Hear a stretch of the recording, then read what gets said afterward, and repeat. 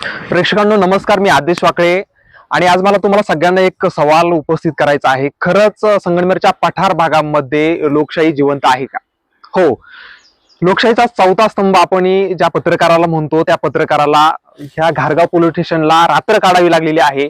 सहदेव जाधव माझ्या बरोबर आहेत, जे की साकूर पठार भागामध्ये पत्रकारितेचं काम करत असतात. काय वेळ आली, तुम्ही जवळपास अख्खी रात्र ह्या घारगाव पोलीस स्टेशनच्या बाहेर काढली. इकडे या समोर या थोडं. काय नक्की काय झालं होतं नक्की काय नाही, अजून पण तुम्ही इथे उपस्थित आहे? साहेब, विषय असा आहे, मी दैनिक प्रहार आणि तसं माझं युट्यूब चॅनल आहे राजसत्ता न्यूज, या माध्यमातून मी त्या ठिकाणी अवैध व्यवसाय असतील किंवा आपल्या भागातील काही वृत्तांकन असेल ते मी करायचं काम करतो. सरळ हेतू हा आहे किंवा समाजामध्ये चाललेली ही जी तस्करी आहेत मोठमोठ्या प्रमाणात, गांजा तस्करी, वाळू तस्करी, यांना कुठंतरी थांबवलं पाहिजे कुणीतरी. आणि ह्याच उद्देशाने एका कार्यकर्त्यावर अकलापूर येथे ह्याच वाळू तस्कराने ज्यांनी मला धमकी दिली किंवा मला जीवे मारण्याचा प्रयत्न केला, माझ्यावर हल्ला केला, ह्या व्यक्तीनं काही दिवसांपूर्वी 8-10 दिवसांपूर्वी त्या ठिकाणी एका शेतकऱ्याच्या अंगावर त्याचा वाळूचा ढंपर घातला. विषय फक्त एवढा होता की त्याचं म्हणणं होतं का तुझा वाळू जाती तो ढंपर माझ्या वावरा शेतातून तू जाऊन देऊ नको, कारण त्याच्या शेताचं प्रचंड नुकसान होतं. माझ्याशी संपर्क साधल्यानंतर आपल्या काही पत्रकारांशी त्या शेतकऱ्यांनी संपर्क साधला, माझ्याशी बी तसा संपर्क साधला आणि ते वृत्तांकन मी त्या ठिकाणी करत असताना त्या ठिकाणी मी ती बातमी केली. माझ्या दैनिक प्रहारमधून मी ती बातमी प्रसारित केली, प्रसिद्ध केली. त्यानंतर माझ्या युट्यूब चॅनलच्या माध्यमातून देखील मी त्या ठिकाणी ती वाळू तस्करी कशा पद्धतीनं त्याने जीवघेणा हल्ला त्या व्यक्तीवर केला. तो कालपर्यंत त्या ठिकाणी आळेफाटा हॉस्पिटलला ऍडमिट होता साहेब. जो 4 ते 5 दिवस तो ऍडमिट राहिला. आणि हे सगळं होत असताना त्या ठिकाणी आपण ती बातमी केली. बातमी केल्यानंतर सदर वाळू जो तस्कर आहे त्याचा आणि माझा जास्त परिचय नसल्यामुळं, म्हणजे परिचयच नाही, आणि ते वाहनाचं पोलीस कंप्लेंट न झाल्यामुळं त्या ठिकाणी मी त्या वाळू तस्कराचं नाव प्रसिद्ध केलं नाही. परंतु हा वाळू तस्कर, आणि मला माहित पण नाही तो वाळू तस्कर कोण असेल किंवा काय, झालेली घटना फक्त मी ती मांडली. त्यानंतर हा वाळू तस्कर जो आहे, हा वाळू तस्कर बुधवार दिनांक 17/6/2025 बुधवारी हा व्यक्ती संध्याकाळी 8च्या सुमारास, रात्री 8च्या सुमारास हा थेट माझ्या घरात घुसतो. 2 जण होते आणि त्याच्यामध्ये त्यांच्या कमरेला रिव्हॉल्वर होता. दोघांच्या कमरेला 2 रिव्हॉल्वर होते. सहदेव जाधवचं घर कोणतं आहे, एका व्यक्तीनं त्यांना सहदेव जाधवचं घर म्हणून त्यांनी माझ्यापर्यंत आणून घातलं.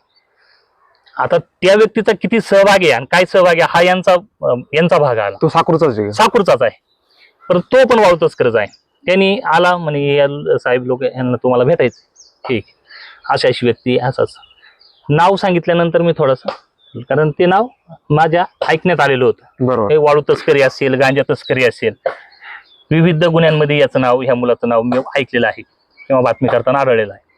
परंतु मी याला समक्ष कधी पाहिलं नव्हतं. मी आल्यानंतर माझ्या घरात त्यांनी प्रवेश केल्यानंतर माझं दैव बलवत्तर बघा साहेब, त्या दिवशी माझ्या घरी पाहुणे आले होते आणि ते पाहुणे घरी असल्यामुळं यांचा डाव फसला. परंतु पाहुणे आतल्या खोलीत होते आणि मी हॉलमध्ये बसेल होतो. हे लोक आले. आता आमच्या घरात पद्धत आहे साहेब, कुणी महिला म्हणजे पुरुषांपुढे येत नाही, त्या आतमध्ये गेल्या. कुणीतरी आले म्हणून, बाहेरचा माणूस म्हणून ते आतमध्ये गेल्या. साहेब, ह्या बहादरांनी मला म्हणे, साहेब बातमी ती बंद करावं लागती, तुम्ही बातम्या बंद करा. म्हणलं साहेब झाल्या बातम्या, आता काय, आता बातमी बंद करायचं काय? नाही, आता इथून पुढच्या बातम्या तुम्ही करायच्या नाही. म्हटलं का बरं? तुम्ही माणसं मारल्यावर आम्ही बातम्या नाही करायचं, असं कसं काय होईल म्हटलं.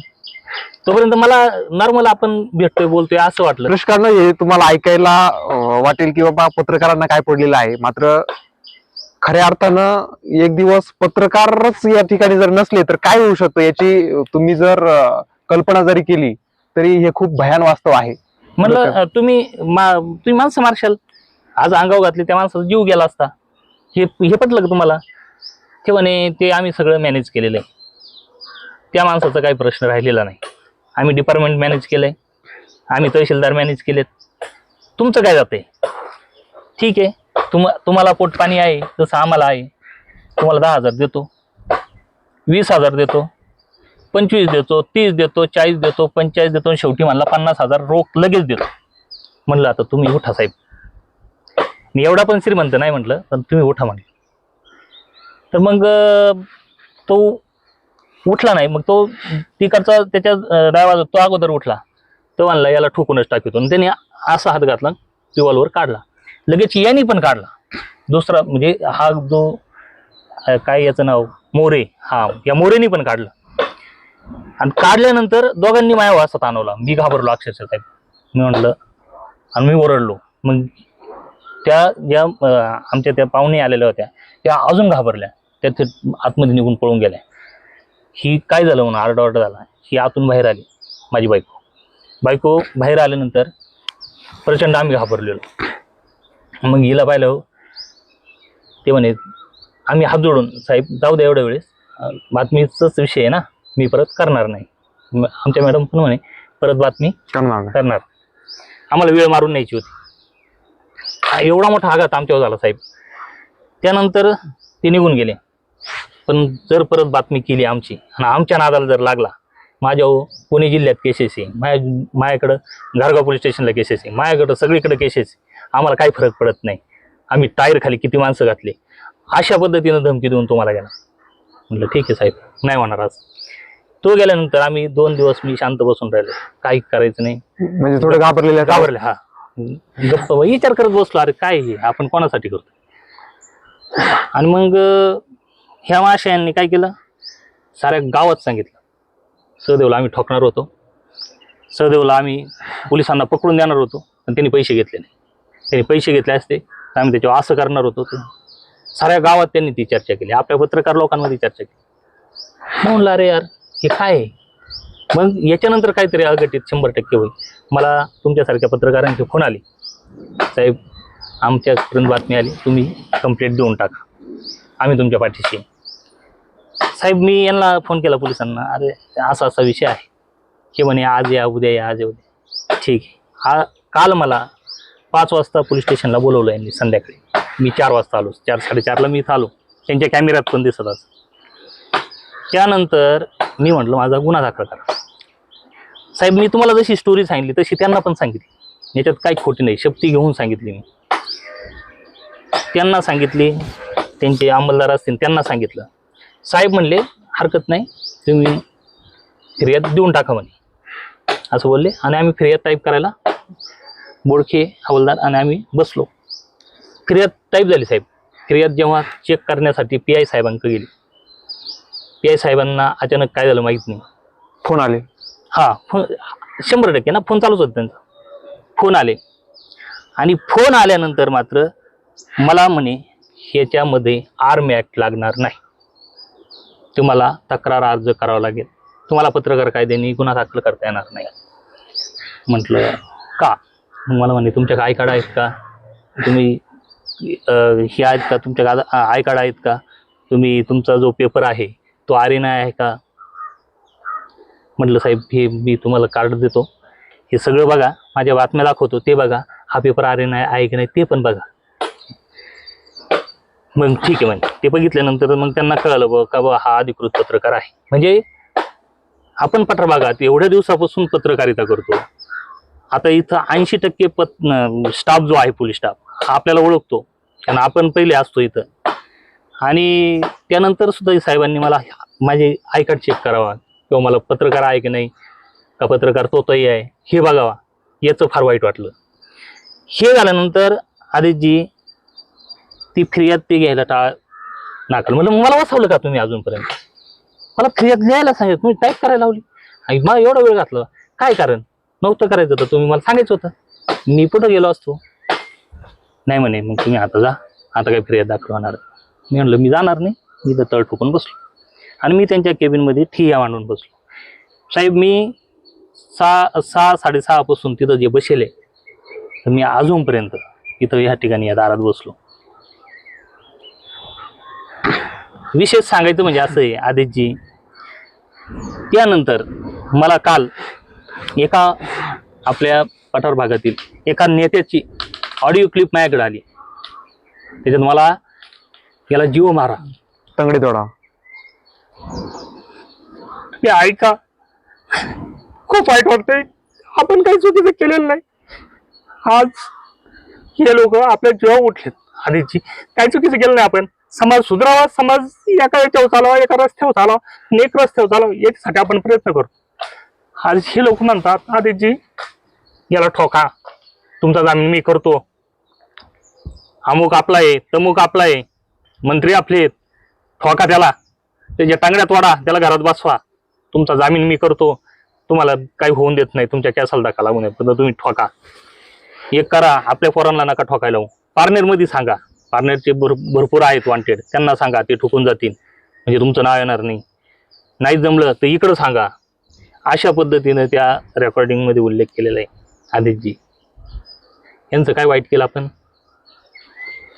नक्कीच प्रेक्षक हे या ठिकाणी येऊन बसलेले आहेत, अख्खी रात्र गेलेली आहेत, मात्र तरी पोलीस प्रशासन म्हणावं अशी जी आहे ती कारवाई करायला तयार नाहीये. त्यांची तक्रार जी आहे ती जशी घ्यायला पाहिजे तशी घ्यायला तयार नाहीयेत. आणि एकूणच खऱ्या अर्थाने आज सहदेव जाधव यांना खऱ्या अर्थानं मी देखील या ठिकाणी त्यांना पोलीस संरक्षण द्या अशी मागणी जी आहे ती घारगाव पोलिसांकडे केलेली आहे.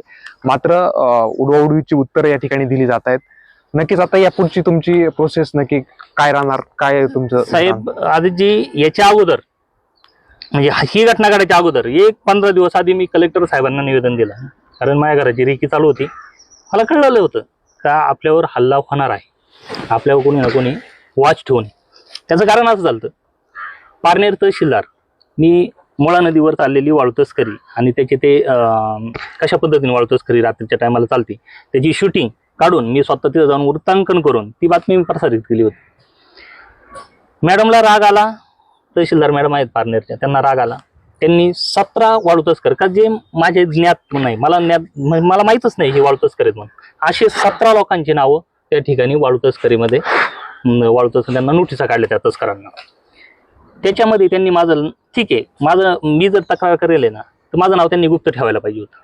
त्या 17 वाळू तस्करांना त्यांनी माझ्या नावानिशी नोटीस काढली आणि त्यानंतर माझ्या घराची रेकी करायला सुरुवात झाली. हे सगळे हे जे आलेत ना, आदितजी, रात्री मी इथं एकटा, माझी बायको एकटी, आम्ही दोघं होतो इथं. जवळपास 7 ते 8 जे लोक माझ्या घरावर आले होते हल्ला करायला, त्यातले 7 ते 8 लोक इथं बसले होते. पोलीस सुद्धा आले आणि इथं आणि पोलीस इथं उभे हो, तिथे मला शिवाय देतात. आम्ही वाळू तस्कर आहे, आपल्याला असं वाटायला लागलं आता वाळू तस्करी बंद करा, आपण पत्रकारच व्हावा, अशी भाषा त्यांची. आणि हा कुठून आला म्हणे, हा कुठून आला पत्रकार, याचा बंदोबस्त बघूच, इथून कसं जाईन बाहेर, म्हणजे पोलीस स्टेशनवरून घरी कसं जाईन ते बघू म्हणे. अशी धमकी सुद्धा रात्री यांनी दिली. सांगायचं हे की त्या तहसीलदार मॅडमनी ज्या पद्धतीनं माझे नाव नोटीशीत टाकले त्या पद्धतीनं मग मी, अरे मॅडम तुम्ही चुकीचं केलं म्हणून मी मॅडमला फोन केला. मॅडम आहे तिथं तहसीलदार, मॅडमनी फोन नाही उचलला. मग मी अप्पर जिल्हाधिकारी हिंगे साहेब त्यांना त्या ठिकाणी निवेदन दिलं आणि त्यांना मी सांगितलं, साहेब माझ्या जीविताला धोका आहे, खडाडून सांगितलं. कसं आहे ते मी त्यांना सांगितलं. माझ्या घराची रेकी होती, मला माझ्या घराची रोज कुणी ना कुणी तिथं गरके मारतंय, मला भविष्यात फार मोठी अडचण उभी राहणार आहे, माझ्यावर हल्ला होण्याची शक्यता आहे. आणि शेवटी आधी तेच झालं. मग आता हे म्हणतात का ते रिव्हॉल्वर हातात असताना ते आम्हाला ते हिडिओ पाहिजे. आता मी म्हणजे ते पुढे रिव्हॉल्वर आणतात, मी हिडिओ काढत बसायचं होतं का? म्हणजे त्यांनी ठोकत तुम्हाला? हा, म्हणजे यांची अपेक्षा काय, म्हणजे हे न समजणार. मला असं समजलं की त्यांनी कोणतरी आरोपी ताब्यात घेतलेले. कशासाठी घेतले? जर गुन्हा दाखल केला नाही त्यांना आणलं कशाला? मला हा बी काही विषय कळाला नाही. हा, त्या बिचारांचा काय दोष आहे मग? हा, त्यांना कशाला आणले मला ते पण काही कळा नाही. किंवा जर तुम्ही त्यांच्यावर गुन्हा दाखल करणार नव्हते, आरोप म्हणजे हल्ला करणारे तर तेच आहेत, रिव्हॉल्वर दाखवणार. माझं म्हणणं होतं जाऊ दे, आम्ही बलिदान द्यायला तयार आहे, आम्ही भगतसिंग सुखदेव यांना मानणारे लोक आहेत, ठीक आहे, आम्ही फासावर जाऊ लटकू, काय अडचण नाही, आम्ही बलिदान द्यायला कधी तयार आहे. आपण एवढं करतो साहेब, आपण बलिदान देऊ, काय अडचण नाही.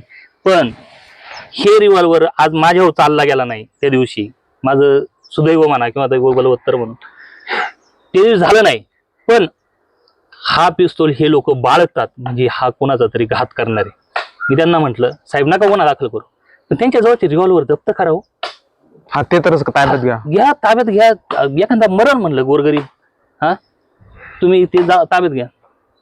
साहेब म्हणे अजिबात नाही, काय मोगलाई नाही, काय ते काही करणार नाही. अरे मग ते काय शो म्हणलं तुम्ही लायसन द्यायले का? नाही लायसन नाही. अरे मग त्यांच्याकडे आहे तुम्ही जमा करा ना. तयार नाही. अशा पद्धतीनं हा सगळा खेळखंडोबा आहे या ठिकाणी. आता यापुढे तुम्ही नक्की काय आता तुमची मागणी? नाही आता यानंतर आता माझी मागणी ही आहे, मी उद्या मुंबईला मंत्रालयात जाणार आहे. आता मी निवेदन दिले साहेब, सगळं केलं मी, सगळं कलेक्टर साहेबांना निवेदन दिले. मी आता मुंबईला मंत्रालयात जाणार, अधिवेशन पण चालू आहे. मी एक ते विधान भवन किंवा मुंबई मंत्रालय इथं जाऊन मी माझ्या जीवाचं काहीतरी. प्रेक्षकांनो, ही बाब अत्यंत भयानक बाब आहे आणि एका पत्रकाराला जर आत्मदहनाचा इशारा द्यावा लागत असेल तर नक्कीच याच्या मागे काहीतरी असू शकतं. त्यामुळे पोलीस प्रशासनाने किंवा संबंधित प्रशासनाने याकडं तात्काळ लक्ष द्यावा अशी मागणी आता जी आहे ती होत आहे. मी आदेश वाकळे, महाराष्ट्र अपडेट, घारगाव.